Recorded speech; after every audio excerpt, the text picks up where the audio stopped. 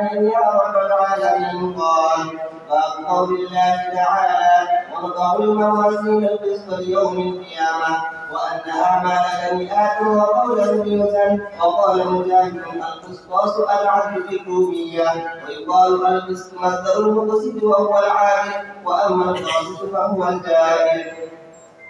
وبه قال حدثنا احمد بن هشام قال حدثنا محمد بن صريح عن مواصل بن القعقاع عن ابي زرعه عن ابي هريره رضي الله عنه قال: قال النبي صلى الله عليه وسلم: كلمتان حبيبتان الى الرحمن خفيفتان على اللسان ثقيلتان في الميزان سبحان الله وبحمده سبحان الله العظيم. নির্দেশ আদবের ঊর্ধ্বে সেই জায়গাটা থেকে নির্দেশ পালনার্থে আমি দাঁড়িয়েছি আপনাদের সামনে। আল্লাহ রাব্বুল আলামিন আমাকে সঠিকভাবে বলার, ইখলাসের সাথে বলার, আমলের নিয়তে বলার তৌফিক দান করেন। মুআজ্জাজ হাজিরিন, প্রথমে যেহেতু তেলাওয়াতে কোরআনে কারীম আমরা শুনেছি, কোরআন আল্লাহ পাকের কালাম, কোরআন আল্লাহ রাব্বুল আলামিনের কালাম। ইমাম বাজ্জার রাহিমাহুল্লাহ তার কিতাব মুসনাদে বাজ্জারের মধ্যে একটি হাদিস এনেছেন। হযরত জুবাইর বিন মুতঈম রাদিয়াল্লাহু তাআলা আনহু বলেন, কুন্না ফিল জুহফা, আমরা নবীজির সাথে জুহফা নামক এলাকায় অবস্থান করছিলাম।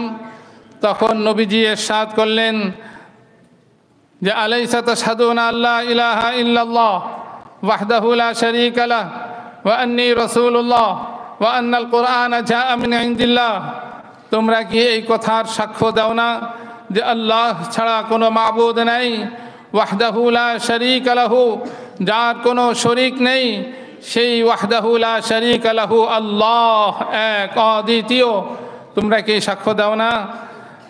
আমি আল্লাহ রাব্বুল আলামিনের রাসূল, তোমরা কি এই সাক্ষ্য দাও না? আর কোরআন আল্লাহর পক্ষ থেকে এসেছে, এই সাক্ষ্য দাও না? তিনটি কথা বলেছে। আমরা সকলে মিলে বললাম, ক্বালু বালা, কুলনা বালা, কেন নয় ইয়া রাসূলুল্লাহ, কেন নয়? অবশ্যই আমরা ওয়াহদাহু লা শারীকা লাহু, আল্লাহ রাব্বুল আলামিনের শাহাদত দেই, সাক্ষ্য দেই, আপনি আল্লাহর রাসূল, এটা সাক্ষ্য দেই, কোরআন আল্লাহর পক্ষ থেকে এসেছে, এটা সাক্ষ্য দেই।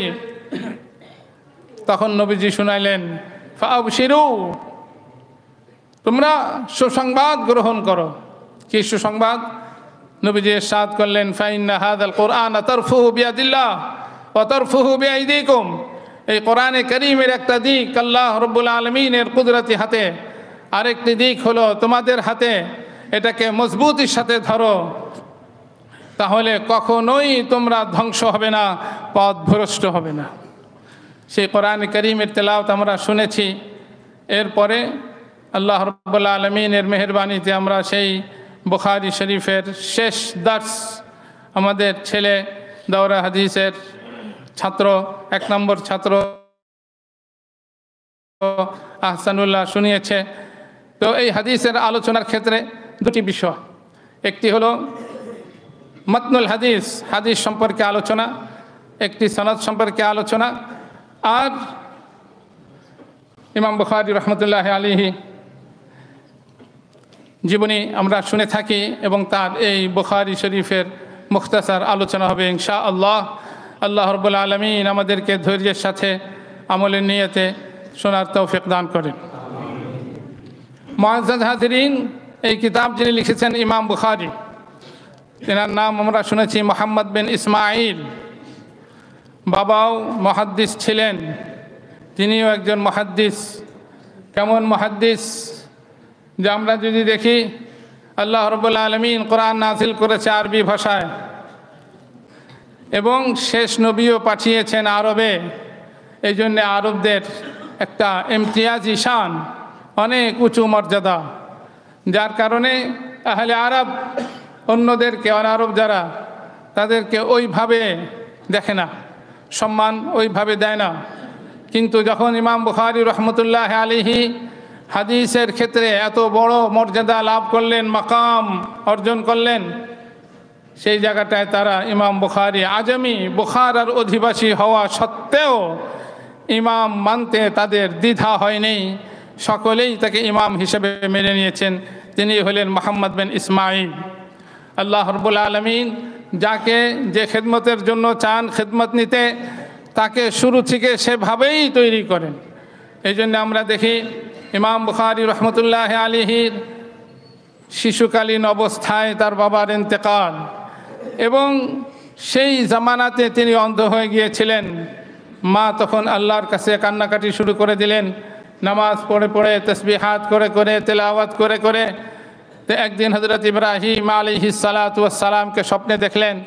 হযরত ইব্রাহিম আলাইহিস সালাতু ওয়াস সালাম বললেন, হে আল্লাহর বান্দি, আল্লাহ রাব্বুল আলামিন তোমার ছেলে তোমার দোয়া কবুল করেছেন এবং তোমার ছেলের দৃষ্টি ফিরিয়ে দিয়েছেন।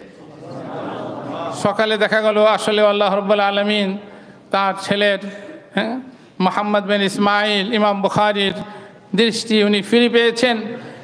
এমনভাবে ফিরে পেয়েছেন যে চাঁদের আলোয় কিতাব লিখেছেন আত-তারিখুল কবির। এই জন্য আমরা দেখি ইমাম বুখারী রহমতুল্লাহ আলাইহির বয়স যখন 10 বা 11, তখন তিনি বলেন, উলহিমতু হিফজাল হাদিস, আমার দিলের মধ্যে খালি হেফজে হাদিসের কথা আসছে। হেফজে হাদিস উনি কিন্তু হাফিজে কোরআনও ছিলেন, হেফজে হাদিসের হাফিজুল হাদিসও ছিলেন, হুজ্জাতুল হাদিসও ছিলেন, আমিরুল মুমিনিন ফিল হাদিসও ওনার উপাধি। ইমাম বুখারী রহমতুল্লাহ আলাইহি এই কিতাব লিখেছেন। এই কিতাবেরও কিন্তু একটি নাম আছে, নামটি আমরা জানি সহিহ বুখারী সংক্ষেপে, কিন্তু এর এক নাম হলো যেটা ইমাম বুখারী দিয়েছেন তিনি, তা হলো আল জামিউল মুসনাদুস সাহিহু আল মুখতাসারু মিন উমুরি রাসূলিল্লাহি সাল্লাল্লাহু আলাইহি ওয়াসাল্লাম ওয়া সুনানিহি ওয়া আইয়ামি। প্রত্যেকটা শব্দের আবার ব্যাখ্যাও আছে। আল জামি', কিতাবের নাম আল জামি'। মুহাদ্দিসিনদের পরিভাষায় জামে বলা হয় হাদিসের ওই কিতাবকে, যেই কিতাবের মধ্যে 8 বিষয়ের হাদিস থাকবে। সিয়ার ও আদাব ও তফসির ও আকাইদ, ফিতান ও আশরাত ও আহকাম ও মানাকিব, 8টি বিষয়। সিরতের জমা, কিতাবুল মাগাজি, নবীজির জীবনে কতগুলো যুদ্ধ হয়েছে তার আলোচনা আমরা দেখি 2য় খণ্ডের কিতাবুল মাগাজিতে। আদাব অত্যন্ত বিস্তৃত সব, খানার আদব, পান করার আদব, মসজিদে ঢুকার আদব, শোয়ার আদব, ইস্তেঞ্জায় যাওয়ার আদব, সমস্ত আদব।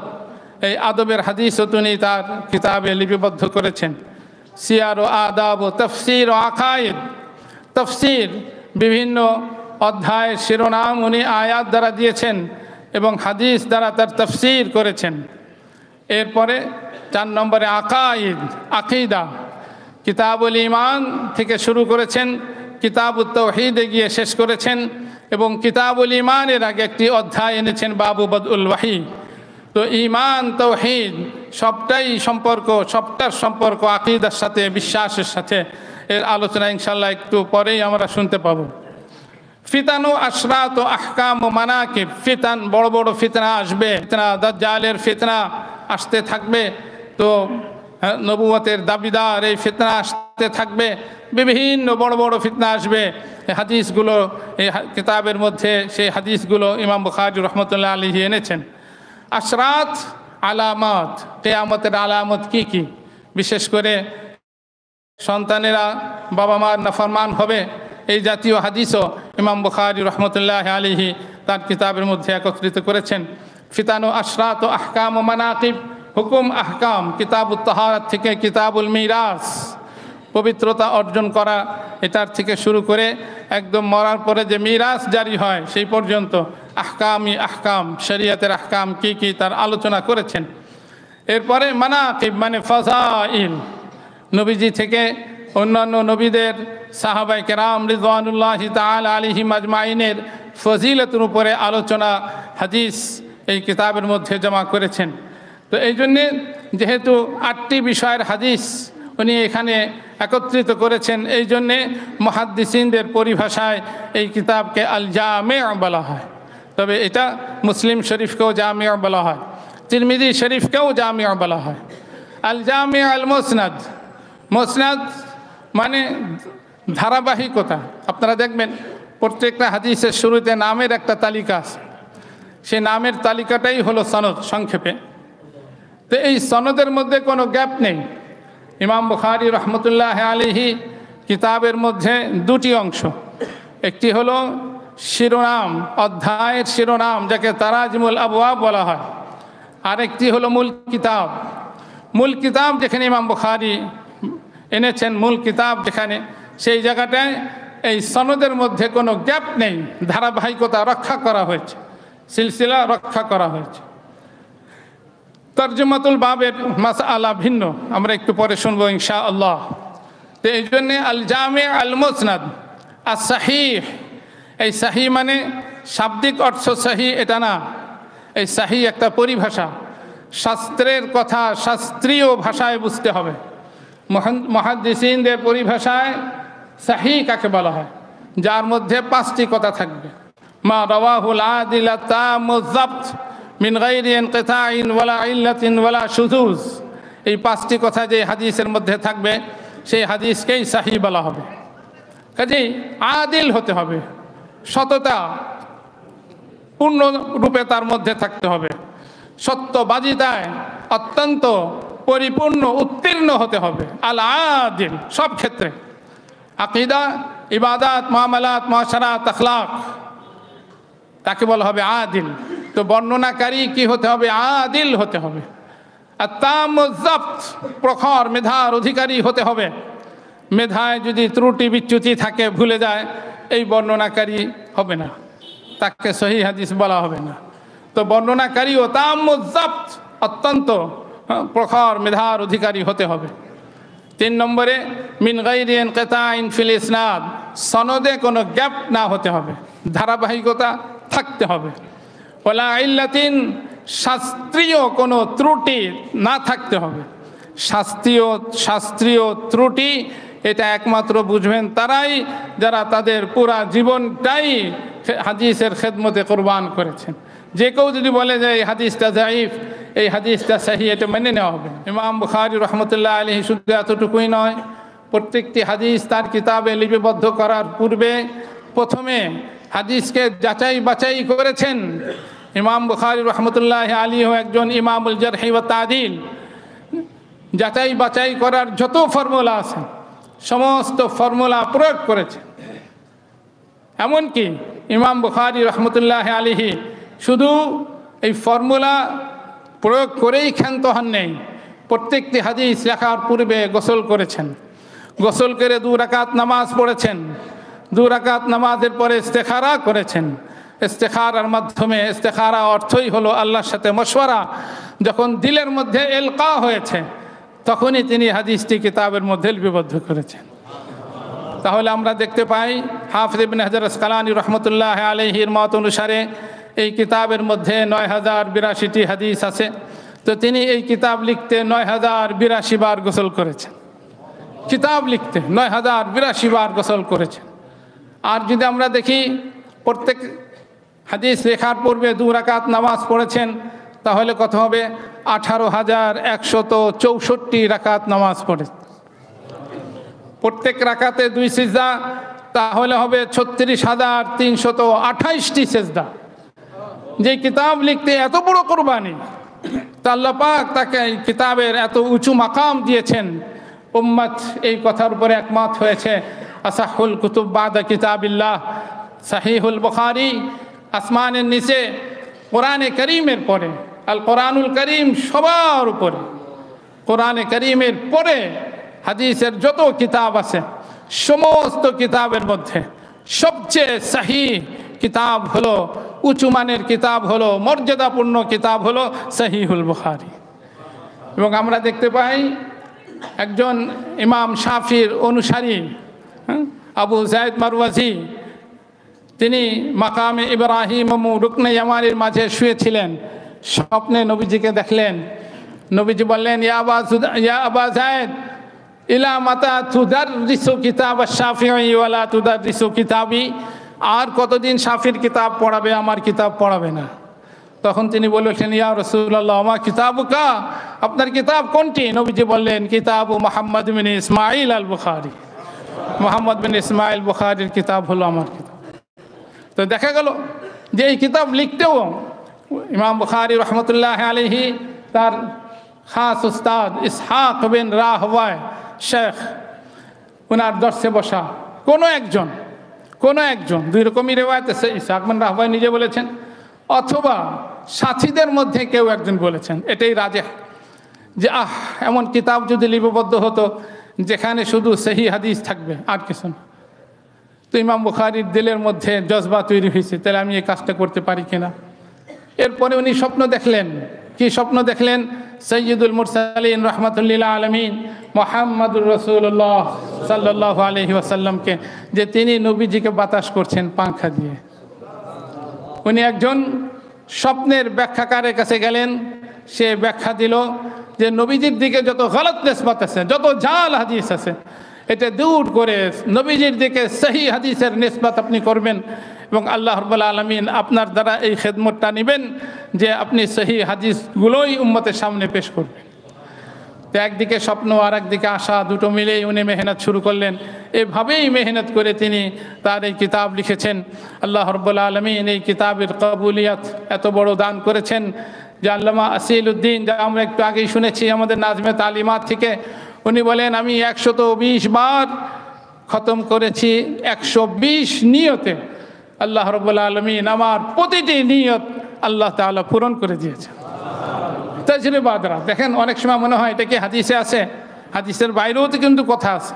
এখানে তাজরিবা, পরীক্ষা, হ্যাঁ, এটার দ্বারা জানা গেল যে বুখারীর পরে দোয়া করলে আল্লাহ পাক কি করেন? দোয়া কবুল করেন।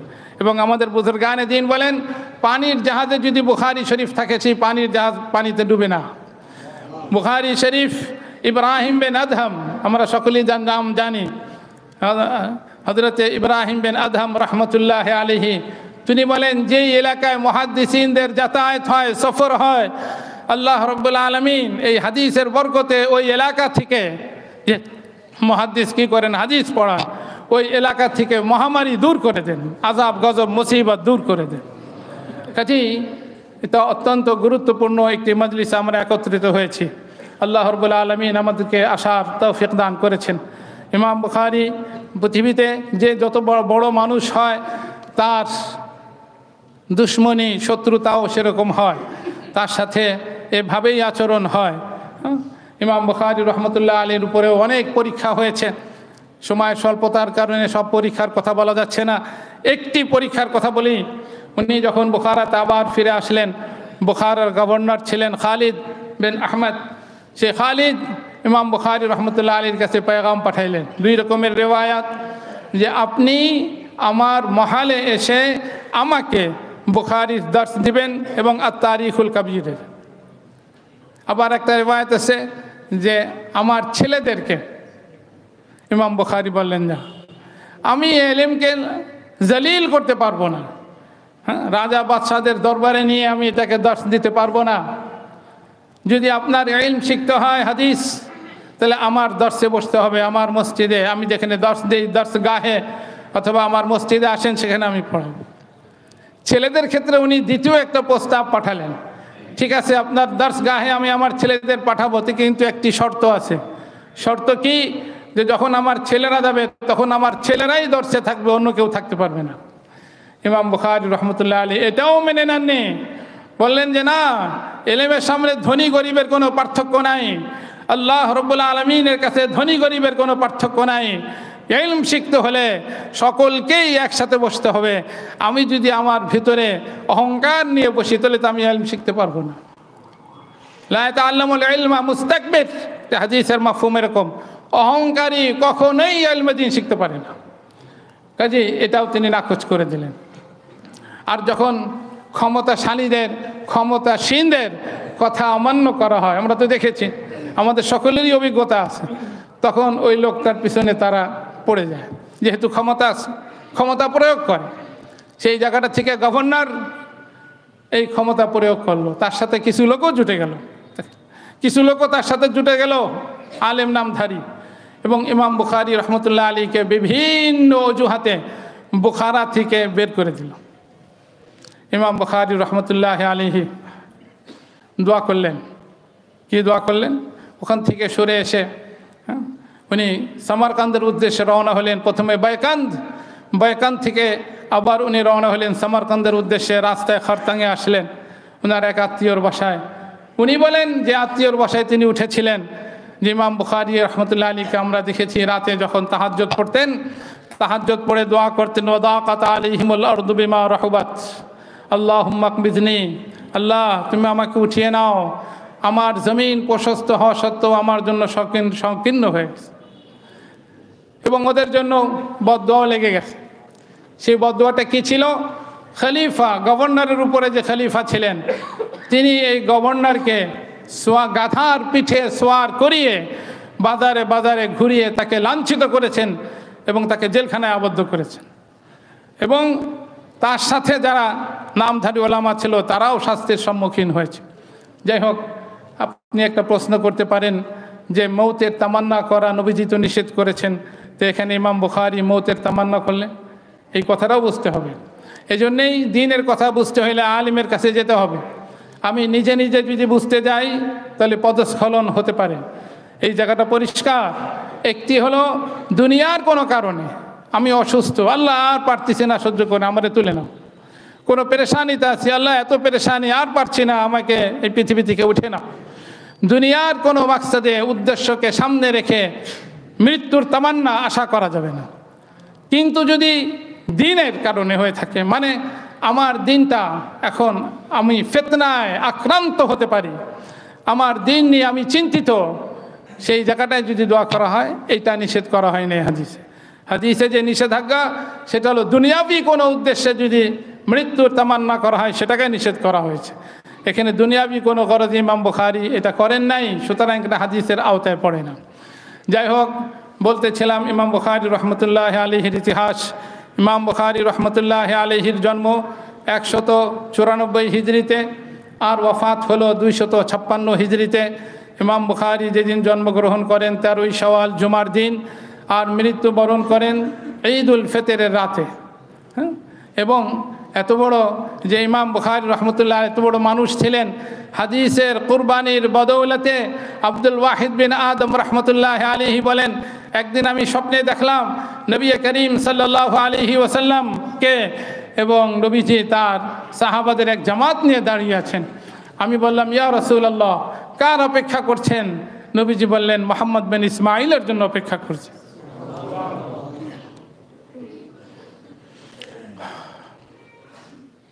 এরপরে ওনার কাছে যখন ইমাম বুখারীর ইন্তেকালের খবর পৌঁছল, তখন তিনি সময়ের সাথে মিলিয়ে দেখলেন, তারিখের সাথে মিলিয়ে দেখলেন যেই রাতের ঘটনা, তখনই এই স্বপ্নটা তিনি দেখেন। কাজে কত বড় আল্লাহওয়ালা ছিলেন, আল্লাহর মকবুল বান্দা ছিলেন। ওনাকে খরতাঙে দাফন করা হয়। দাফন করার পরপরই সেই কবর থেকে খুশবু বের হয়ে আসে মিশক আম্বারের মতো।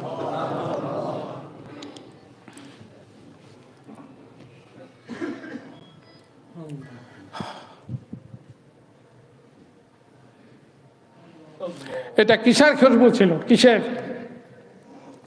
সারা জীবন, সেই ছোটকাল থেকে সারা জীবন, সমগ্র জীবনটাই হাদিসের জন্য খেদমত করে গেছে।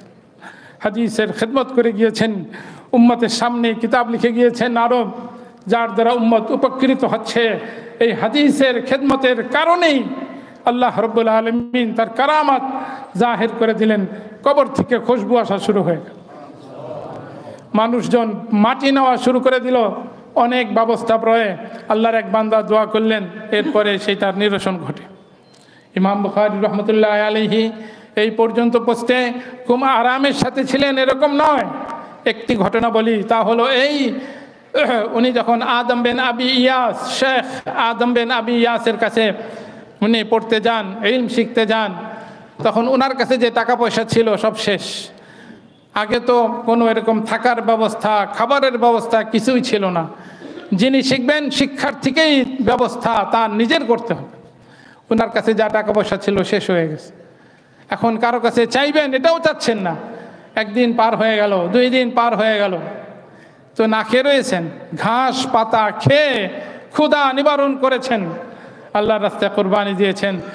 3য় দিন এমন এক বান্দা কে আসলো, নিজেই চিনে না, অপরিচিত একজন ব্যক্তি এসে আশরাফির এক ব্যাগ ওনার কাছে দিয়ে চলে গেলেন। কি কুরবানিটা করেছে! 40 বছর পর্যন্ত উনি সালন দিয়ে রুটি খাননি। কতটা কুরবানি হয়েছে! ইমাম বুখারী রহমতুল্লাহ আলাইহির মেধাও কেমন ছিল! বসরাতে উনি যখন ওনার শেখের কাছে, বসরা শেখদের কাছে ইলম শিখতে যান, সবাই লিখে, উনি লিখে না। সাথীরা খালি খুঁচায়, এই তুমি বোখারা থেকে আসছো, লেখো না, কী জন্যে আসছো? তো একদিন উনি জজবা এসে গেল, বলে ঠিক আছে দেখো, এই পর্যন্ত শেখ যা বলেছেন আমি বলি, তোমরা শোনো। এক বসায় 15,000 হাদিস সকলকে শুনিয়ে দিল। এক বসায়। এখন খাতায় যারা লিখছিল তারা ওনারটা শুনে শুনে ঠিকঠাক করতেছে, কোথায় ভুল টুক সব ঠিক করতেছে। আল্লাহ পাক তাকে এই মেধা দিয়েছিলেন। যাক, আমরা এখন এদিকে চলে যাই। ইমাম বুখারী রহমতুল্লাহ আলাইহি কিতাব শুরু করেছেন বাবু বদল ওয়াহি দ্বারা, এরপরে কিতাবুল ঈমান, এরপরে কিতাবুত তাওহীদ, বাবু বদল ওয়াহি। দেখেন, আল্লাহ রাব্বুল আলামিন জ্ঞান অর্জনের 3টা মাধ্যম দিয়েছেন। প্রথম মাধ্যম হলো পঞ্চ ইন্দ্রিয়, হাওয়াসে খামসা। পঞ্চ ইন্দ্রিয় যেখানে শেষ আর কাজ করে না, সেখানে আরেকটা মাধ্যম দিয়েছেন, সেটা হলো আকল, বিবেক। এরপরে বিবেক যেখানে আর কাজ করে না, অক্ষম, সেখানে আল্লাহ পাক আরেকটি মাধ্যম দিয়েছেন, সেটা হলো ওয়াহি। হাওয়াসে খামসা প্রথম মাধ্যম, বিবেক দ্বিতীয় মাধ্যম। এর এরিয়া সীমিত, ময়দান সীমিত এবং ভুলও করে। আর ওয়াহি নির্ভেজাল, শতভাগ সত্য এবং বিশ্বাসযোগ্য, সে এলেম দান করে। মানে ওহির কথার মধ্যে কোনো ধরনের সন্দেহের অবকাশ থাকে না। সর্বসময় সঠিকভাবে শতভাগ সঠিক এলেম দান করে ওয়াহি। ইমাম বুখারী রহমতুল্লাহ আলাইহি এই ওয়াহির বাবু বদল ওয়াহি এর দ্বারা শুরু করে বুঝিয়ে দিলেন, দেখো, দ্বীনের যত কাজ, দ্বীনের যত উমুর যা আছে, আমরা যেভাবে দ্বীনের কাজ করি, নামাজ, রোজা, হজ, যাকাত সহ আমাদের মুআমালাত, মুআশারাত, আখলাক, আকীদা, ইবাদাত, সব কিছুই পিছনে আমারটা দ্বীন মোতাবেক হচ্ছে কিনা এর জন্য অথরিটি হলো ওয়াহি। ওহি যদি বলে সঠিক তাহলে সঠিক, ওহি যদি বলে এটা সঠিক না তাহলে সেটা সঠিক না। এই কথাটা বোঝানোর জন্য ওহিটাই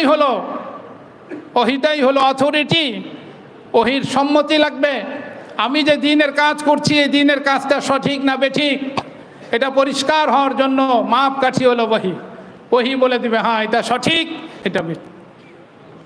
এবং আমাদের যত আলোচনা আছে সারা জীবনের, ইসলামের যে 5টি শাখা, আকীদা, ইবাদাত, মুআমালাত, মুআশারাত, আখলাক, সকল ক্ষেত্রে কোনটা ইসলাম মোতাবিক এটা ওহি বলে দিবে, কোনটা ইসলাম মোতাবিক না এটা নির্দেশনা ওহি দিবে।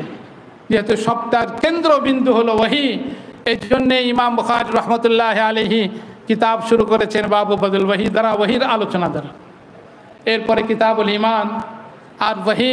ইমাম কাশ্মীরি আলাইহি রহমা বলেন, ওহির মাধ্যমেই আল্লাহর সাথে বান্দার সম্পর্ক স্থাপিত হয়, যে আল্লাহ আমাদের মাবুদ, আমরা আল্লাহর বান্দা।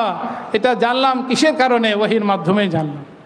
এখন যখন আমরা আল্লাহর বান্দা এটা জানলাম, এখন বান্দার কি দায়িত্ব? এখন লা ইলাহা কুলু লা ইলাহা ইল্লাল্লাহ, এখন আসবে ঈমান, এখন আসবে ইবাদত, এখন মুআমালাত, মুআশারাত, আখলাক, পর্যায়ক্রমে এটা আসতে থাকবে। এই জন্য ইমাম বুখারী রহমতুল্লাহ আলাইহি ওহির বয়ানের পরেই কিতাবুল ঈমান শুরু করেছেন। এরপরে একে একে কিতাবুল ইলম, এরপরে কিতাবুত তাহারা, কিতাবুস সালাহ, কিতাবুজ যাকাত, কিতাবুস সাওম, কিতাবুল হজ, কিতাবুল বুয়ু সহ ধারাবাহিকভাবে জীবনে যতগুলা মারহালা আছে আলোচনা করেছেন। আখলাক, ফজিলত সব আলোচনা করে শেষে যেই কিতাবটা উনি এনেছেন তার নাম হলো কিতাবুত তাওহীদ। তো কিতাবুল ঈমান শুরুতে, আর শেষ করেছেন কিতাবুত তাওহীদ। কিতাবুত তাওহীদ দ্বারা শুরু করেছেন কেন? নবী করিম সাল্লাল্লাহু আলাইহি ওয়াসাল্লাম ইরশাদ করেছেন, যার শেষ কথা মান কানা আখিরু কালামিহি লা ইলাহা ইল্লাল্লাহ দাখালাল জান্নাহ, যার শেষ কথা, জীবনের শেষ মুহূর্তের শেষ কথাটা লা ইলাহা ইল্লাল্লাহ হবে, সে কোথায় যাবে? জান্নাতে যাবে। তার মেসদাক হওয়ার জন্য তাওহীদ লা ইলাহা ইল্লাল্লাহ না। এই জন্য উনি কিতাবুত তাওহীদ শেষে এনেছেন। কিতাবুত তাওহীদের মধ্যে 58টি অধ্যায়, শেষ অধ্যায় এনেছেন ওয়ানাদাউল মাওয়াজিনাল কিসতা লিয়াউমিল কিয়ামাহ। এই আয়াত দ্বারা ওয়াজনে আমালের দিকে ইশারা করলেন এবং তিনি নিজে বললেন ওয়া আন্না আমালা বনি আদম ওয়া কাওলাহুম ইউজান, বনি আদমের সমস্ত কথা সমস্ত কর্ম সবটাকে ওজন করা হবে। এখন শেষ অধ্যায়টা উনি এটা আনলেন কেন? এই আয়াত ওয়াজনে আমলের আয়াত দ্বারা উনি শেষ অধ্যায়টা শুরু করেছেন কেন? এটা বোঝার জন্য আমাদের একটু ফিরে যেতে হবে। মানুষ কখনো কখনো ওহী থেকে আলাদা হয়ে দর্শনের পিছনে পড়ে। একটা সময় গ্রিক দর্শনের প্রভাবে প্রভাবিত ছিল সারা পৃথিবী। গ্রিক দার্শনিক আমরা জানি অনেকের নাম, আমাদের কওমি মাদ্রাসাতেও পড়া হইতো, আরাস্তু, আফলাতুন। আরাস্তুর ইংলিশই হলো অ্যারিস্টটল, আফলাতুনের ইংলিশ হলো প্লেটো। এদের অনেক ফলসফা দর্শন আছে, কিন্তু বিষয় হলো যখন একটা দর্শন উম্মতের সামনে আসে, পরবর্তীতে যেটা আসে ওইটা আগেরটাকে বাতিল করে দেয়।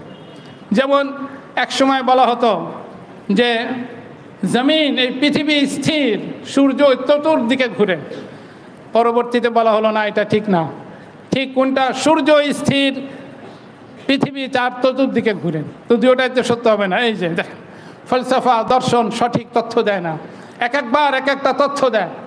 এভাবে যেতে যেতে আমরা দেখি ইসহাক নিউটন আসলো, তিনি এসে গ্রিক দর্শনকে বাতিল করে নিজেই একটা দর্শন ফলসফা উম্মতের সামনে রাখলো। ইল্লাত এবং মালুল,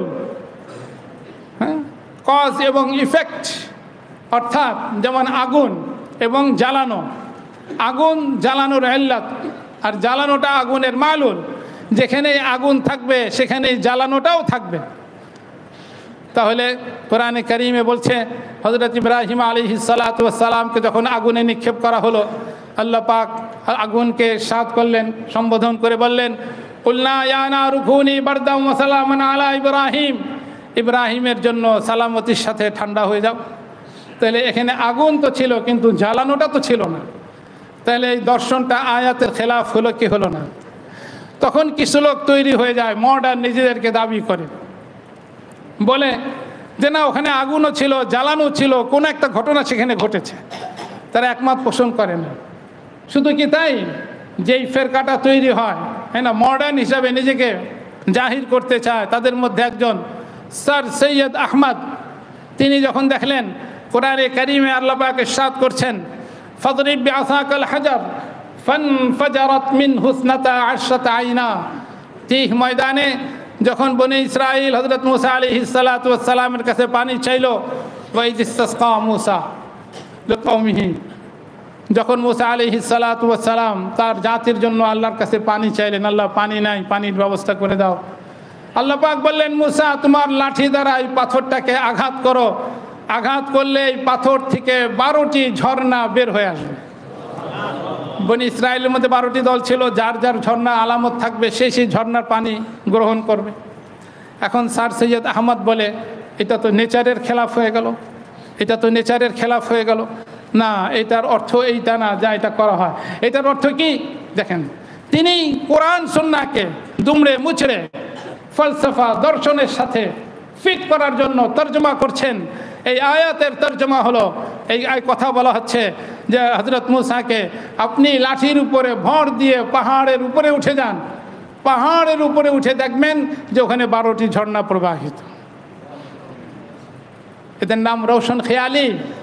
ইমাম বুখারী রহমতুল্লাহ আলাইহি যেতে যেতে যেতে যেতে এই কথা বলে দিলেন, হে আল্লাহর রসুলের উম্মতিরা, শুনে রাখো, কোরআন এবং সুন্নাহ যা বলছে সেটাই সঠিক। বিভিন্ন সময় বিভিন্ন ফলসফা দর্শন তোমাদের সামনে আসবে, যদি কোরআনের সাথে সাংঘর্ষিক হয় সেটা গ্রহণ করা যাবে না। সেই জায়গাটা থেকে ইমাম বুখারী রহমতুল্লাহ আলাইহির জামানায় এরকমই গ্রিক ফলসফা, গ্রিক দর্শনে প্রভাবিত হয়েছিল অনেক দল। তার মধ্যে একটি দল হলো মুতাজিলা। সেই মুতাজিলা বলতে লাগলো আমল এবং কথা এটা তো ধরা ছোঁয়া যায় না, এটা তো জিসিম না, এটা তো মুজাসসাম না, তো এটা কীভাবে মাপা হবে? মাপতে গেলে তো কিছু তো লাগবে, কি উঠাবো, ওজন কিসের হবে? হ্যাঁ, কাজে এটার অর্থ এটা না। তো এটার অর্থ কি? এটার অর্থ হলো আমল নামা, এটা মাপা হবে। যে ব্যক্তি আমল করবে ব্যক্তিকে মাপা হবে। ইমাম বুখারী রাহমাতুল্লাহি আলাইহি বললেন যে না, কোরআন যা বলছে সেটাই সঠিক। ওয়ানাদাউল মাওয়াজিন আল কিসত লিয়াউমিল কিয়ামাহ, আল্লাহ রাব্বুল আলামিন কিয়ামতের দিন ইনসাফের পাল্লা স্থাপন করবে। পাশাপাশি ইমাম বুখারী ওটা বললেন ওয়া আন্না আমালা বনি আদম ওয়া কাওলাহুম ইউজান, বনি আদমের সমস্ত কাজ এবং সমস্ত কথাকে মাপা হবে, এটাই সঠিক। এখন কিভাবে মাপা হবে? আল্লাহ রাব্বুল আলামিন দেখেন, বিজ্ঞানের যত উন্নতি হয়েছে কোরআন হাদিস বুঝতে তত সহজ হয়ে গেছে। এখন কোন এলাকায় ঠান্ডা বেশি মেশিন দ্বারা কি হয় মানুষ জানতে পারে। মেশিন আছে, ওটা বলে দেয় যে বাংলাদেশের অমুক জেলার অমুক এলাকায় সবচেয়ে বেশি ঠান্ডা। আবার গরমকালে বলে দেয় তাপমাত্রা কত, এটাও তো মেশিন দ্বারাই বলে, অথচ এগুলোও তো ধরা ছোঁয়া যায় না। এমনকি শব্দ, আমরা যে কথা বলি শব্দেরও একটা গতি আছে, সেই গতিও মাপার যন্ত্র আছে। তাহলে আল্লাহ যাদের সৃষ্টি করলেন, যেই মখলুক, যেই মানুষ,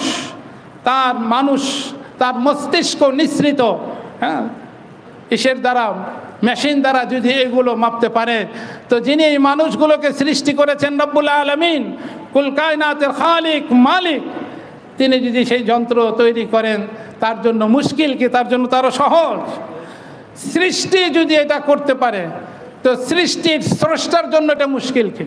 এই কথাটাই ইমাম বুখারী বলতে চান। মুতাজিলাদের কথা সঠিক নয়, সঠিক কোরআনের কথা। মানুষের বালিগ হওয়ার পর থেকে নিয়ে মৃত্যুর আগ পর্যন্ত যত কাজ সে করেছে, যত কথা সে বলেছে, সমস্ত কাজ এবং কথাকে মাপা হবে। আল্লাহ পাক মাপবে। আল্লাহ, তো তাদের কথা বাতিল হয়ে গেল। মুতাজিলাকে রদ করা এক। দ্বিতীয়ত, ওয়াজনে আমাল দ্বারা ইমাম বুখারী যে কথাটা বোঝাইতে চান তা হলো এই কথার দ্বারা আমরা এই কথাও শিক্ষা নিলাম, আহলে হক ওলামাদের দায়িত্ব, কর্তব্য, যখনই কোরআন এবং সুন্নাহর সাথে সাংঘর্ষিক কোনো কথা আসবে, সাথে সাথে তার প্রতিবাদ করা, যেটা সঠিক নয়। আর ওলামায়ে কেরাম, ওলামায়ে হক্কানি রব্বানি, ইসলামের শুরু জীবন থেকে এই পর্যন্ত তারা তাদের দায়িত্ব সঠিকভাবে পালন করে যাচ্ছেন, যার কারণে তারা নির্যাতনেরও শিকার হয়েছেন। ইমাম বুখারী দেখেন নির্যাতনের শিকার হয়েছেন, ওনার উস্তাদ ইমাম আহমদ বিন হাম্বল নির্যাতনের শিকার হয়েছেন হক কথা বলার জন্য। ইমামুল আইম্মা ওয়া সিরাজুল উম্মাহ নুমান বিন সাবিত আবু হানিফা রাহিমাহুল্লাহ, উনিও নির্যাতনের শিকার হয়েছেন। কিন্তু নির্যাতনের শিকার হলেও এটা কাজ চালিয়ে যেতে হবে। আল্লাহর দ্বীনকে আল্লাহ পাক কিয়ামত পর্যন্ত জারি রাখবেন। আল্লাহ পাক তার দ্বীনের হেফাজত করবেন। তো বলতেছিলাম, একদিকে মুতাজিলা ফিরকার আকীদা, বিশ্বাসকে খণ্ডন করা। দ্বিতীয়ত, ইমাম বুখারী রাহমাতুল্লাহি আলাইহির মাকসাদ, শাইখুল ইসলাম হযরত মাওলানা জাসতিদ মুফতি তাকি ওসমানী দামাত বারাকাতুহুম বলেন, মানুষের তাকলিফি জিন্দেগি যখন থেকে সে শরীয়তের মুকাল্লাফ, যে এখন আমাকে শরীয়ত অনুযায়ী চলতে হবে, বালিগ হওয়া, তো এর শুরুটা হয় নিয়ত দ্বারা, আর এর শেষটা হয় ওয়াজনে আমাল দ্বারা। কিভাবে? সে ইবাদত বন্দেগী করতে থাকে, একটা সময় তার হায়াত শেষ হয়, মালাকুল মউত আসে, যার রূহ কবজা হয়ে যায়, আলমে বুরজাখে চলে যায়।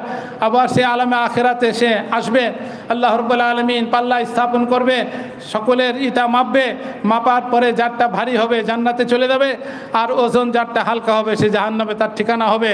তো ওজনে আমাল হলো এই জীবনের শেষ, আর শুরুটা হলো নিয়ত।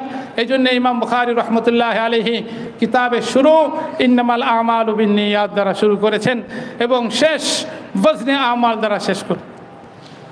ইমাম বুখারী রাহমাতুল্লাহি আলাইহি একটা আদত, তা হলো এই, যখন কোনো শব্দ আসে হাদিসে কোরআনে, ওটার আবার ব্যাখ্যাও করতে থাকেন।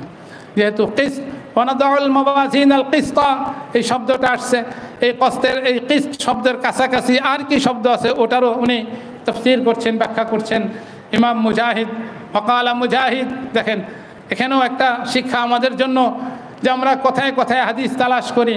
ইমাম বুখারী নিজেই তো মুজাহিদের কথার রেফারেন্স দিচ্ছেন, তো আপনি এখানে হাদিস তালাশ করেন না কেন? এটাও তো বুখারীতেই আছে। কাজে এগুলা বোঝা দরকার। মানুষকে বিভ্রান্ত করার অনেক পলিসি, যে ভাই এটার পক্ষে কি হাদিস আছে, হাদিস বলেন। তো এখানে ইমাম বুখারী এই যে কথাটা সামনে বলবেন, ওই কথার রেফারেন্স তো নবীর হাদিস পেশ করছেন না, কার কথা পেশ করছেন? ইমাম মুজাহিদ, উনি একজন তাবিঈ। ওয়াকালা মুজাহিদ, আল কিস্তাসু আল আদলু মির রুমিয়া, কিস্তাসের পাশাপাশি একটা শব্দ কিস্তাস, কিস্তুনের পাশাপাশি কিস্তাস রুমি ভাষায় আদল ইনসাফকে বলা হয়। ওয়াজিনু বিল কিস্তাসিল মুস্তাকিম, হ্যাঁ ওয়াজিনু বিল কিস্তাসিল মুস্তাকিম। কোরআনে কারিমও শব্দটা এসেছে, মূল শব্দটা আরবি, এই রুমি আরবিতেও ব্যবহার হয়। এরপরে ইমাম বুখারী বলছেন ওয়াইকালু আল কিস্তু মাসদারুল মুকসিত ওয়া হুয়াল আদিল ওয়া আম্মাল কাসিদ ওয়া হুয়াল জাইর। কথার সার কথাটা হলো এই, যারা আরবি গ্রামার জানেন তাদের জন্য এই কথাটা তারা সহজেই বুঝবেন যে ভাই একটা শব্দ তার যেমন সুলাসি মুজাররাদ আছে, আবার সুলাসি মাজিদও আছে। তো কিস্তুন শব্দটা যখন সুলাসি মুজাররাদ থেকে ব্যবহার হবে, বাবে জারাবা থেকে কাসাতা ইয়াকসিতু কিস্তান, আর আরেকটা হলো আকসাতা ইয়াকসিতু ইকসাতান, সুলাসি মাজিদ বাবে ফাল থেকে। তো উনি বলতেছেন, এই কথা বলতে চান যে এই শব্দটা আলফাজে মুতাদাদ্দা, মানে এর অর্থ ইনসাফ, এর অর্থ জুলুম, দুটোই। তবে যখন সে সুলাসি মুজাররাদ থেকে ব্যবহার হয় তখন সাধারণত জুলুমের অর্থে ব্যবহার হয়, আর যখন সুলাসি মাজিদ থেকে ব্যবহার হয় তখন ইনসাফের অর্থে ব্যবহার হয়। এটাই হলো এটার খুলাসা। ওয়াইকালু আল কিস্তু মাসদারুল মুকসিত ওয়া হুয়াল আদিল ওয়া আম্মাল কাসিদ ওয়া হুয়াল জাইর। কাসিদ মানে হলো জালিম। হাজ্জাজ বিন ইউসুফের ঘটনা আমরা অনেকেই শুনেছি। হাজ্জাজ বিন ইউসুফের উপাধি ছিল আজলামু হাযিহিল উম্মাহ, এই উম্মতের মধ্যে সবচেয়ে বড় জালিম সে হাজ্জাজ বিন ইউসুফ। বিশিষ্ট তাবিঈ, অত্যন্ত আল্লাহওয়ালা মানুষ, মুহাদ্দিস ফাকিহ সাঈদ বিন জুবাইর রাদিয়াল্লাহু রাহমাতুল্লাহি আলাইহিকে ডেকে জিজ্ঞাসা করছেন, আমার সম্পর্কে তোমার রায় কি? হযরত সাঈদ বিন জুবাইর দেখলেন আমি যদি তার প্রশংসা করি তাহলে এটাতে বাস্তবতার খেলাফ হবে, আর যদি বদনাম করি তাহলে তো আমাকে এক্ষুনি শুলিতে ঝুলাই দেবে। তো উনি শব্দের মার পেঁচে গেলেন। কি সেটা? আনতাল কাসিতুল আদিল। হাজিরিন অবাক, কি ব্যাপার? সাঈদ বিন জুবাইর হাজ্জাজ বিন ইউসুফের প্রশংসা করলো। তাদের চেহারা দেখে হাজ্জাজ বিন ইউসুফ বললে, তোমরা বুঝো নেই, হাজ্জাজ বিন ইউসুফ আবার ভাষার পণ্ডিত ছিলেন। তিনি বলতেছে, দেখো তোমরা তো বুঝো নেই, তিনি আমাকে বলছে আনতাল কাসিতুল আদিল। কাসিদ মানে হলো জালিম। ওয়া আম্মাল কাসিতুনা ফাকানু লিজাহান্নামা হাতাবা, জাহান্নামের তারা ইন্ধন হবে, জ্বালানি হবে। আবার আদিল বলছে সুম্মাল্লাযীনা কাফারু বিরাব্বিহিম ইয়াদিলুন, যারা তাদের রবের সাথে শরীক করে। তো এই আদিল মানে কাফের, মুশরিক। সে আমাকে শব্দের মার পাচ্ছে জালেমও বলে গেল, কাফের মুশরিক বলে গেল, কিন্তু তোমরা বুঝলে না। ওয়া আম্মাল কাসিদ ফাহুয়াল আদিল। ইমাম বুখারী রাহমাতুল্লাহি আলাইহি এরপরে শেষ হাদিসটি এনেছেন। এই হাদিসের সম্পর্ক কওলের সাথে, হ্যাঁ, উপরেই বলে আসছে ওয়া আন্না আমালা বানি আদম ওয়া কাওলাহুম ইউজান, সমস্ত কথা এবং কাজকে আল্লাহ পাক ওজন করবে। এখন একটা প্রশ্ন হতে পারে, আল্লাহ পাকের আবার ওজনের দরকারটা কি? আল্লাহ পাক তো আদেলে মুতলাক, আলেমে মুতলাক, কাদেরে মুতলাক, সব কিছুই তো আল্লাহ পাক। আল্লাহ পাক যদি বলে দেয় এটা, বাস, কারো তো দ্বিমত করার কোনো পোষণ নেই, অবকাশ নেই, সুযোগও নেই। তারপরেও কেন মাপা হবে?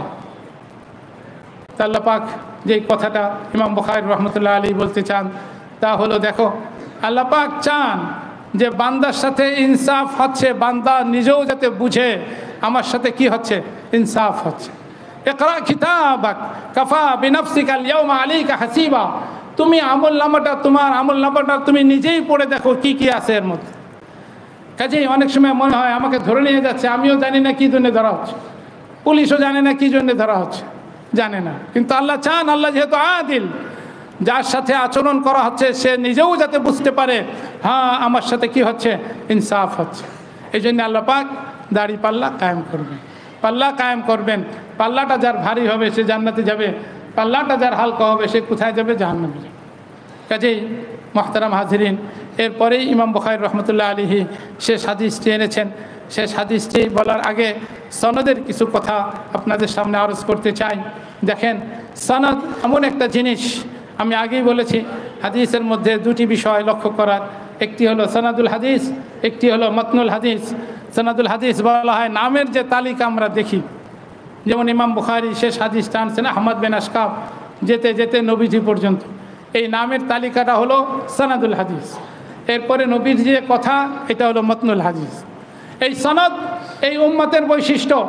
আজকে যদি বলা হয় এটা নবীজি ইরশাদ করেছেন, আমরা অত্যন্ত আস্থার সাথে কথা বলতে পারি, এটা নবীজিরই কথা।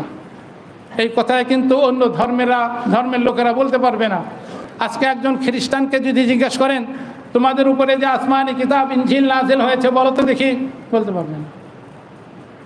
ইহুদিকে যদি জিজ্ঞেস করা হয়, তোমাদের উপরে যে তাওরাত কিতাব নাজিল হয়েছে বলো তো দেখি, বলতে পারবে। তারা তাদের নবীর উপরে আসমানি কিতাবটাই হেফাজত করতে পারেনি, নবীর কথার কি হেফাজত করবে? কাজেই এই যে আমরা বলি আল্লাহ পাক যেহেতু এই দ্বীনের হেফাজতের দায়িত্ব নিয়েছেন, আমাদের কোরআনও নিরাপদ, মাহফুজ, নবীজির হাদিসও নিরাপদ। এই জন্যে এটার দলিল কি? আমরা যখন বলবো এটা নবীজির হাদিস, তাহলে আমরা আস্থার সাথে বলতে পারবো এটা নবীজি বলেছেন। আস্থাটা কেমনি পেলাম আমরা? এটা হলো সনদ, যে আমি কার থেকে শুনেছি, তিনি কার থেকে, তিনি কার থেকে, তিনি কার থেকে, এটাকে বলা হয় সনদুল হাদিস। তবে যখন মুহাদ্দিসিনে কেরাম নবীজির হাদিসকে তারা কিতাবি শেকেলে উম্মতের সামনে পেশ করছে, তখন আর যিনি হাদিস পড়াচ্ছেন তার থেকে সনদ, তার পাবন্ধ ওইভাবে রইল না। প্রথম যুগে যখন কেউ হাদিস শোনাইতো, যতক্ষণ না সনদ বয়ান না করতো তার হাদিস শোনা হতো না, কবুল করা হতো না। যখন সে সনদের সাথে বর্ণনা করত, তখনই সেটা কি হইতো? কবুল হইতো। এই জন্য আমিরুল মুমিনিন হযরত আব্দুল্লাহ বিন মুবারক রাহমাতুল্লাহ আলাইহি বলেন, লাউলাল ইসনাদ লাকালা মান কামান শাআ মা শাআ। মুসলিম শরীফের শুরুতেই আছে যে যদি এই সনদ না থাকতো তো যার যা ইচ্ছা তাই বলতো এবং বলতো এটা হাদিস, অথচ সেটা হাদিস না। আলহামদুলিল্লাহ আমাদের দেশে শেখ আমরা দেখি আল মারকাজ থেকে, হ্যাঁ, উনি যিনি এখন আমাদের বাইতুল মুকাররম খতিব, জাল হাদিস বই লিখতেছেন। সমাজে এটা হাদিস নামে পরিচিত, অথচ ওটা কি না? হাদিস না, ওটা কি? জাল হাদিস। তো কাজেই সনদের সাথে বর্ণনা করত। ইমাম সুফিয়ান রহমতুল্লাহ আলাইহি বলেন, আল ইসনাদু সিলাহুল মুমিন, সনদ হলো মুমিনের হাতিয়ার। লাউলাল ইসনাদ ফাইদা লাম ইয়াকুন মাহু সিলাহুন ফাবিআইয়ি শাইইন ইউকাতিলু। এই সনদটা মুমিনের হাতিয়ার, এই হাতিয়ার যদি তার সাথে না থাকে তো যুদ্ধ করবে কি? ইমাম শাফি রহমতুল্লাহ আলাইহি বলেন, মাসালুল্লাযী ইয়াতলুবুল হাদিস বিলা ইসনাদিন কামাসালি হাতিবিল আইনাইন। সনদ ছাড়া যদি কেউ হাদিস তালাশ করে, সে ওই লোকটার মতো যে লোকটা অন্ধকারে খড়ি টুকায়, কেন খড়ির সাথে সাপও আসতে পারে। কাজে সনদ অত্যন্ত গুরুত্বপূর্ণ। কিন্তু যখন মুহাদ্দিসিনে কিরাম নবীদের এই হাদিসগুলোকে তার কিতাবে জমা করেছেন, যেমন ইমাম বুখারী তার কিতাবে 9082টি হাদিস জমা করেছেন, তাওয়াতুরের সাথে আমাদের পর্যন্ত আসছে এটা বুখারী শরীফ, এবং এর মধ্যে যে হাদিসগুলো আছে ইমাম বুখারী riwayat করেছেন, তখন এতটুকু বলা হয়ে গেল যে রাওয়াহুল বুখারী বা আখরাজাহুল বুখারী ফি সাহিহি। ইমাম বুখারী শরীফে এই riwayatটা করেছেন। আর ইমাম বুখারী থেকে নবীজি পর্যন্ত সনদ কি? বুখারীর মধ্যেই দেওয়া আছে। এই সনদটা শুধু নামের তালিকা শুনে শুনে জমা করা হয়েছে এরকম নয়। প্রত্যেকটা রাবির তার জীবন থেকে, জন্ম থেকে মৃত্যু, তার আকীদা, তার ইবাদত, তার আখলাক, তার মুআমালাত, মুআশারাত সবটাই যাচাই বাছাই করা হয়েছে। আল্লামা খতিব বাগদাদি রহমতুল্লাহ আলাইহি আল কিফায়ার মধ্যে একটি ঘটনা লিখেন। একজন রাবি যখন শুনতে পেলেন ইমামুল জারহি ওয়াত তা'দীল, একজন রাবি হাদিস বর্ণনা করে সেখানে চলে গেলেন, গিয়ে মানুষজনকে জিজ্ঞাসা করতেছে এই লোকটার আকীদা কেমন, এই লোকটার ইবাদত কেমন, এই লোকটার মুআমালাত কেমন, মুআশারাত কেমন, আখলাক কেমন। আর লোকটা বিরক্ত হয়ে বলে, আরে ভাই আপনি কি আপনার মেয়ে বিবাহ দিবেন নাকি যে এত কিছু জিজ্ঞেস করতেছেন? কয় না না, এটা নয়, বরং আমি জিজ্ঞাসা এই জন্যই করতেছি যে তিনি নবীজির হাদিস বর্ণনা করছেন, তার হাদিসটা গ্রহণযোগ্য কিনা, তিনি এটা বর্ণনা করতে পারেন কিনা, এটা দেখার জন্যেই আমার এই যাচাই বাছাই করা। এই জন্যে ইমাম কাশ্মীরি আলাইহি রহমা বলতেন, আমাদের ইমামুল জারহি ওয়াত তা'দীল হাফেজ শামসুদ্দিন যাহাবী রহমতুল্লাহ আলাইহি, তাকে যদি একটা পাহাড়ে, ছোট্ট পাহাড়ে টিলার উপরে বসিয়ে দেওয়া হয় আর হাদিসের যত বর্ণনাকারী আছে তাদেরকে সামনের ময়দানে বসিয়ে দেওয়া হয়, হাফিজ শামসুদ্দিন যাহাবী এক একজনের দিকে ইশারা করে বলে দিতে পারবেন তার জীবনীটা, সে জন্ম মৃত্যু পুরাটা, তার হাদিসটা নেওয়া যাবে কি যাবে না উনি ওখানে বসে বলে দেবেন। আল্লাহ রাব্বুল আলামিন এরকম জামাত, এদেরকে বলা হয় আইম্মাতুল জারহ ওয়া তা'দীল, তৈরি করে দিয়েছেন, যারা প্রত্যেকটা বর্ণনাকারীর তার জীবনী হিস্টোরি যাচাই বাছাই করে তাদের রেওয়ায়াত গ্রহণযোগ্য কিনা এই কাজটা তারা করে গেছে। আর এর জন্য একটা ফান আসছে, ফান্নে আসমাউর রিজাল, যে ওই কিতাবগুলোর মধ্যে এই বর্ণনাকারীদের জীবনী ইতিহাস বর্ণিত আছে। কাজে এইভাবেই এই দিন মাহফুজ। কাজে যখন আমরা বলবো এটা নবীজি বলেছেন, তো নবীজি বলেছেন। এই হাদিস আমি পড়েছি বুখারী শরীফ, আবার শেখ মুজাহিদ মিল্লাত আল্লাহ মুফতি ফজলুল হক আল আমিনী রহমতুল্লাহ আলাইহির কাছে বলতেছিলাম যে বুখারী সাহেবে কিতাব পর্যন্ত তো হাদিস সংরক্ষিত আছে। এখন সাহেবে কিতাব বলা পর্যন্ত সনদটা কি, এটাও আমাদের আকাবিরিন সংরক্ষণ করেছে। সেই জায়গাটা থেকে আমি বলছি, আমি জামিয়া কোরআনিয়া আরবিয়া লালবাগে দৌরা হাদিস পড়েছি। আমাদের বুখারী শরীফ পড়িয়েছেন মুজাহিদ মিল্লাত মুফতি ফজলুল হক আল আমিনী রহমতুল্লাহ আলাইহি, যার নাম আমরা সকলেই জানি চিনি। মুফতি ফজলুল হক আল আমিনী রহমতুল্লাহ আলাইহি দুবার বুখারী পড়েছেন, একবার লালবাগে আর একবার ইউসুফ বিন নুরি টাউনে। লালবাগে উনি বুখারী পড়েছেন দুইজন ব্যক্তির কাছে, একজন হলো আল মুহাদ্দিসুল কবির হযরত মাওলানা হিদায়াতুল্লাহ সাহাব রহমতুল্লাহ আলাইহি। তখন ওই সময় মুহাদ্দিস সাহেব হুজুর বলতে সারা বাংলাদেশে ওনাকেই বোঝানো হতো। যেমন শেখুল হাদিস বললে আল্লামা আজিজুল হককে বোঝানো হয়, মানুষ বুঝে যায় সাথে সাথে। তো মুহাদ্দিস সাহেব হুজুর বললে ওনাকে বোঝানো হতো হযরত মাওলানা হিদায়াতুল্লাহ সাহাব রহমতুল্লাহ আলাইহি। প্রথম খণ্ড ওনার কাছে পড়েছেন। দ্বিতীয় খণ্ড ওই সময়ের মুফতি আজম মুফতি আব্দুল মুঈজ সাহেব রহমতুল্লাহ আলাইহি, ওনার কাছে দ্বিতীয় খণ্ড পড়েছেন। মুহাদ্দিস সাহেব হুজুর এবং মুফতি সাহেব হুজুর হাদিস পড়েছেন শেখুল ইসলাম ওয়াল মুসলিমিন হযরতে হুসাইন আহমদ মাদানী রহমতুল্লাহ আলাইহির কাছে। হযরতে হুসাইন আহমদ মাদানী রহমতুল্লাহ আলাইহি হাদিস পড়েছেন শেখুল হিন্দ মাহমুদ হাসান দেওবন্দি রহমতুল্লাহ আলাইহির কাছে। এটা হলো একটা দিক। আর একটা দিক, তখনকার সদর সাহেব হুজুর, হাফিজ হুজুর যারা বড় ছিলেন, তাদের পরামর্শে দ্বিতীয়বার আবার উনি সেই ইউসুফ বিন নুরি টাউনে পড়তে গেলেন। ওখানে উনি বুখারী শরীফ পড়েন আল্লামাতুল আসর হযরত ইউসুফ বিন নুরি রহমতুল্লাহ আলাইহির কাছে। তিনি হাদিস পড়েন ইমামুল আসর আয়াতুম মিন আয়াতিল্লাহ হযরত মাওলানা আনোয়ার শাহ কাশ্মীরি রহমতুল্লাহ আলাইহির কাছে। ইমাম কাশ্মীরি রহমতুল্লাহ আলাইহি হাদিস পড়েন শেখুল হিন্দ মাহমুদ হাসান দেওবন্দি রহমতুল্লাহ আলাইহির কাছে। তো এসে মিলে গেল। হযরত শেখ মাহমুদুল হাসান উনি কিন্তু দেওবন্দের প্রথম ছাত্র। আলহামদুলিল্লাহ, তার ইতিহাস অনেক লম্বা, প্রত্যেকেরই ইতিহাস অনেক লম্বা ইতিহাস। হযরত শেখুল হিন্দ মাহমুদ হাসান দেওবন্দি রহমতুল্লাহ আলাইহি হাদিস পড়েন কাসিমুল উলুম ওয়াল মাআরিফ হুজ্জাতুল ইসলাম হযরত মাওলানা কাসিম নানতভী রহমতুল্লাহ আলাইহি, এবং ফকিহুন নফস কুতুবুল ইরশাদ হযরতে রশিদ আহমদ গঙ্গোহী রহমতুল্লাহ আলাইহির কাছে। হযরতে নানতভী এবং হযরতে গঙ্গোহী রহমতুল্লাহ আলাইহি হাদিস পড়েন আরিফ বিল্লাহ শাহ আব্দুল গনি মুজাদ্দিদি রহমতুল্লাহ আলাইহির কাছে। শাহ আব্দুল গনি মুজাদ্দিদি রহমতুল্লাহ আলাইহি হাদিস পড়েন আল হুজ্জাহ শাহ ইসহাক রাহিমাহুল্লাহর কাছে। শাহ ইসহাক রহমতুল্লাহ আলাইহি হাদিস পড়েন শাহ আব্দুল আজিজ মুহাদ্দিস দেহলভী রহমতুল্লাহ আলাইহির কাছে। শাহ আব্দুল আজিজ মুহাদ্দিস দেহলভী রহমতুল্লাহ আলাইহি হাদিস পড়েন মুসনাদুল হিন্দ ওয়া মারকাজুল আসানিদ হযরত শাহ ওয়ালিউল্লাহ আহমদ বিন আব্দুর রহিম আদ-দেহলভী রহমতুল্লাহ আলাইহির কাছে। শাহ ওয়ালিউল্লাহ রহমতুল্লাহ আলাইহি প্রথম ব্যক্তি যিনি এই পাক ভারত উপমহাদেশে হাদিসের প্রথম দর্শ দেন এবং এই শিক্ষাটা ইলমটা অর্জন করেন মদিনাতে।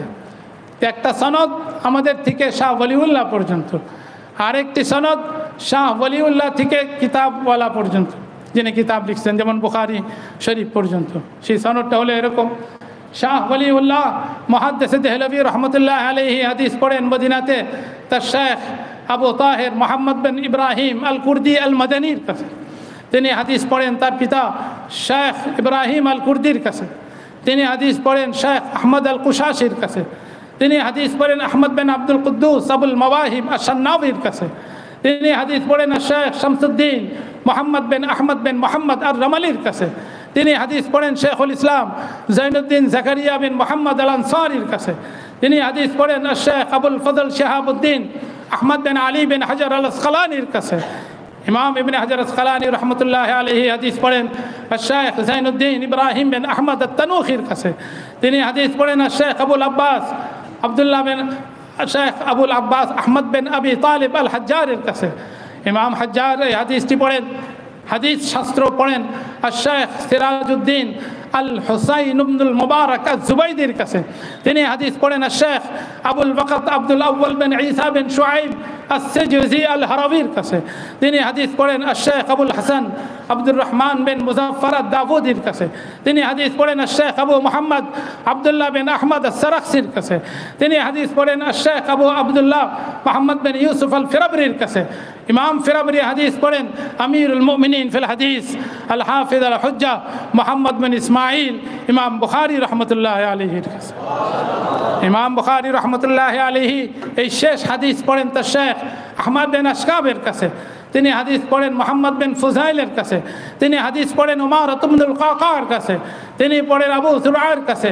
তিনি পড়েন হযরতে আবু হুরায়রা রাদিয়াল্লাহু তাআলা আনহুর কাছে।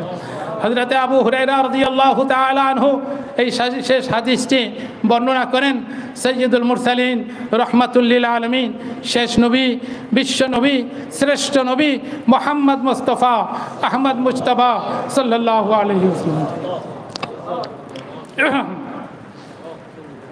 আল্লাহ, শেষ হাদিস যা নবীজি ইরশাদ করেছেন, কালিমাতানি হাবিবাতানি ইলার রহমান খফিফাতানি আলাল লিসান সাকিলাতানি ফিল মিজান সুবহানাল্লাহি ওয়া বিহামদিহি সুবহানাল্লাহিল আযীম সুবহানাল্লাহি ওয়া বিহামদিহি সুবহানাল্লাহিল আযীম। আল্লাহর রাসূল সাল্লাল্লাহু আলাইহি ওয়াসাল্লাম ইরশাদ করছেন, দুটি কলেমা তার তিনটি গুণ বর্ণনা করা হয়েছে। হাবিবাতানি ইলার রহমান, রহমানের খুবই প্রিয়, রহমানের খুব প্রিয়। দ্বিতীয় সিফাত বর্ণনা করলেন খফিফাতানি আলাল লিসান, উচ্চারণে জুবানে খুব সহজ, খুব কঠিন না। শেষ গুণটা কি? সাকিলাতানি ফিল মিজান, ওজনে খুব ভারী। সেই দুইটি কালিমা কি? সুবহানাল্লাহি ওয়া বিহামদিহি সুবহানাল্লাহিল আযীম সুবহানাল্লাহি ওয়া বিহামদিহি একটি কালিমা সুবহানাল্লাহিল আযীম। আয়াতের এই হাদিসের সার কথাটা হলো এই, সুবহানাল্লাহ ওয়া বিহামদিহি, পবিত্র আল্লাহ। আমি এই কথার স্বীকারোক্তি দিচ্ছি যে আল্লাহ তাবারক ওয়া তাআলা সমস্ত ত্রুটি বিচ্যুতি সমস্ত দোষ ত্রুটি থেকে মুক্ত। ওয়া বিহামদিহি ওয়া হালিয়া, যেই মুহূর্তে আমি আল্লাহ রাব্বুল আলামিনের পবিত্রতা বর্ণনা করছি, ঠিক সেই মুহূর্তে এই কথাটাও স্বীকারোক্তি দিচ্ছে যে আল্লাহ রাব্বুল আলামিন প্রশংসার যোগ্য। সমস্ত সিফাতে কামালের জামে আল্লাহ রাব্বুল আলামিন, কাজেই তিনি সমস্ত প্রশংসাকার আল্লাহ। তো সুবহানাল্লাহি ওয়া বিহামদিহি সুবহানাল্লাহি ওয়া বিহামদিহি, এটা এমনই একটি Sheikh doctor Abdul high Arifi রহমতুল্লাহ আলাইহি, হযরত মুজাদ্দিদ হযরত শেখ থানভী রহমতুল্লাহ আলাইহির বিশিষ্ট শাগির্দ হযরত মাওলানা ডক্টর আব্দুল হাই আরিফি রহমতুল্লাহ আলাইহি, উনি ব্যাখ্যাটা এইভাবে করেন যে প্রথম কালেমার দ্বারা আল্লাহ রাব্বুল আলামিনের জামালকে বোঝানো হয়েছে। কেন? যে আল্লাহ পাক সমস্ত প্রশংসা, কার প্রশংসা করা হয়? যিনি সবচেয়ে বেশি জামালওয়ালা, যিনি সবচেয়ে বেশি মহব্বতের, তার প্রশংসাই করা হয়। কাজে প্রথম দ্বারা ইশারা হলো মহব্বতের দিকে ইশারা, সিফাতে জামাল যার দ্বারা বোঝানো হইতেছে যে মহব্বত, এই অংশ দ্বারা মহব্বত বুঝে আসে। দ্বিতীয় অংশ হলো সুবহানাল্লাহিল আযীম, আল্লাহ রাব্বুল আলামিনের আজমতের আলোচনা, সিফাতে জালালের আলোচনা। তো মহব্বত জামালের সিফাত দ্বারা মহব্বতের সৃষ্টি হয়, আর জালাল সিফাত দ্বারা খৌফের সৃষ্টি হয়। আর মহব্বত এবং খৌফ দুইটার সমন্বয় হলো খাশিয়াতুল্লাহ। রুমি রহমতুল্লাহ আলী বলেন, খাশিয়াতুল্লাহ রা নিশানে ইলম দা আয়াত ইখশাল্লাহ দার কোরআন বেখা, যে আমি ইলম পড়লাম, এই ইলমের নিশানি হলো আলামত হলো আমার ভিতরে আল্লাহর খশিয়াত আসা। খশিয়াত মানে কি? বাঘ ভল্লুক দেখে যে ভয়, সেই ভয় নয়। জিন ভূত দেখলে যেই ভয়, সেই ভয় নয়। এই ভয় হলো মহব্বত থেকে, সম্মান থেকে, আজমত থেকে যে ভয়। হযরত শেখুল ইসলাম জাস্টিস মুফতি তকি ওসমানী দামাত বারাকাতুহুম বলেন, আমরা বাবাকে খুব মহব্বত করতাম, সম্মান করতাম। তার কামরার সামনে দিয়ে হাঁটাকে এত ভয় করতাম, সন্ত্রস্ত থাকতাম। এর কিসের ভয়? বাঘের ভয় না, সম্মানের ভয়। এতটা সম্মান দিতেন, এতটা সম্মান দিতেন। সেই জায়গাটা থেকে যেই ভীতিটা আসবে, তার নাম হলো খাশিয়ত। হযরত মাওলানা ডক্টর আব্দুল হাই আরিফি বলেন, প্রথম সিফাত দ্বারা, হ্যাঁ না, সিফাতে জামালের দিকে ইশারা, যার দ্বারা মহাব্বতের সৃষ্টি আল্লাহর সাথে। দ্বিতীয় সিফাত দ্বারা সিফাতে জালালের দিকে ইশারা, যার থেকে সৃষ্টি খৌফ। আর এই দুইটার সমন্বয় হলো খাশিয়ত। কাজেই খাশিয়ত যদি আমার মধ্যে থাকে তাহলে আমি আলিম। খাশিয়ত যদি আমার মধ্যে না থাকে তাহলে আমাকে আলিম বলা হবে না। যদি খাশিয়ত, এটা হলো আলামত। শেখুল ইসলাম হযরত মাওলানা মুফতি জাস্টিস তকি ওসমানী দামাত বারাকাতুহুম বলেন, ইমাম বুখারী রহমতুল্লাহ আলাইহি তার কিতাব শেষ করতে গিয়ে শেষ হাদিসটা বয়ান করে এই কথাটাই বোঝাইতে চেয়েছেন যে ভাই, আজকে আমরা এখান থেকে দুটি সবক অর্জন করে নিতে পারি, তাহলেই আমাদের আশাটা, বসাটা, কথা শোনাটা, বলাটা সার্থক হবে। দুটি বিষয় কি? একটি বিষয় হলো ওয়াজনে আমাল, এটার চেতনা ধারণ করা, যে আমার কথা এবং আমার কাজের ওজন করা হবে। কথা এবং কাজের মধ্যে ওজন আসবে কিভাবে? দুই দিক থেকে, দুটো জিনিস থাকতে হবে। একটি হলো ইখলাস, একটি হলো ইখলাস। এই জন্যেই নবীজি ইরশাদ করেছেন, মান রাআ ইউসাল্লি ফাকাদ আশরাকা, যে নাকি মানুষকে দেখানোর জন্য নামাজ পড়বে, মানুষকে দেখানোর জন্য যে নামাজ পড়বে, সে আল্লাহর সাথে শরীক করলো। তো বুঝে বলে এখানে ইখলাস নাই, এই জন্য আল্লাহর কাছে কবুলও না।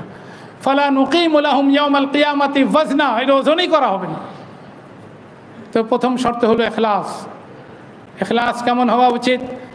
বুখারী শরীফে আসছে, ইমাম বুখারী রহমতুল্লাহ আলী হাদিস এনেছেন।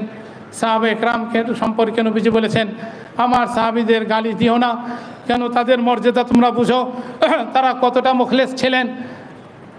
আজকের যুগে যদি তোমরা উহুদ পাহাড় পরিমাণ স্বর্ণ দান করো, এই ফজিলত, এই সওয়াবটা তারা যে 1 সের বা আধা সের আল্লাহর রাস্তায় দান করছে তার পরিমাণ হবে না। তো তাদের ইখলাসের মাপকাঠিটা কত দূর? একদিকে 1 সের বা আধা সের, অন্যদিকে উহুদ পাহাড় পরিমাণ সওয়াব, উহুদ পাহাড় পরিমাণ মাল, এটাও ওইটা সমান না। ইখলাসটার পরিমাণ তাদের কী ছিল? হ্যাঁ, কাজেই এই জায়গাটা প্রথম দরকার হলো ইখলাস। আমি যে ইবাদত করব আল্লাহর জন্যই করব। আমার নামাজ, রোজা, হজ, যাকাত আল্লাহর জন্য হবে। দ্বীনের সমস্ত কাজ আল্লাহর জন্য হতে হবে। আমি দাওয়াত ও তাবলীগের কাজ করব, আল্লাহর জন্য করব। সুতরাং সেখানে কারো জান, কাউকে হত্যা করা তো প্রশ্নই আসতে পারে না, বরং আল্লাহর দ্বীনের দায়ীর সিফাত আমার মধ্যে থাকতে হবে। হযরত মুসা আলাইহিস সালাতু ওয়াস সালাম এবং হযরত হারুন আলাইহিস সালাতু ওয়াস সালামকে আল্লাহ পাক পাঠাইলেন, ফেরাউনের কাছে যাও, ফেরাউনের কাছে যাও। ফেরাউন সীমা লঙ্ঘন করেছে, কিন্তু মনে রেখো, ফাকুলা লাহু কাওলান লাইয়িনা, তার সাথে কথা বলবা, নরম ভাষায় কথা বলবা। আমরা কি মুসা আলাইহিস সালাতু ওয়াস সালাম থেকে বড় মুসলে হয়ে গেছি? আর যাকে আমি দাওয়াত দিয়েছি সে কি ফেরাউন থেকেও কি জঘন্য হয়ে গেছে? না। কাজেই এই জায়গাটা পরিষ্কার থাকতে হবে।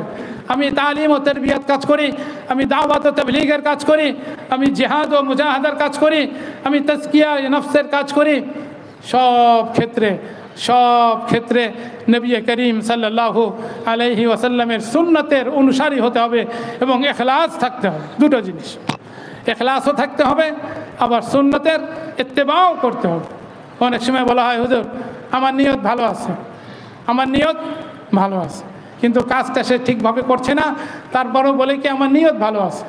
শুধু নিয়ত ভালো থাকলেই কাজটা কবুল হবে এরকম নয়। আমি ঢাকা যাব, ইখলাসের সাথে বরিশালের বাসে উঠে বসে গেছি, তাহলে আমি ঢাকা কখন পৌঁছবো? কোনোদিনও তো পৌঁছতে পারবো না। আমার তো মধ্যে ইখলাস আছে, আমি খাঁটি নিয়ত করেই বসছি বাসে যে আমি বরিশাল যাব, এর মধ্যে কোনো নাই। হ্যাঁ, ইখলাস।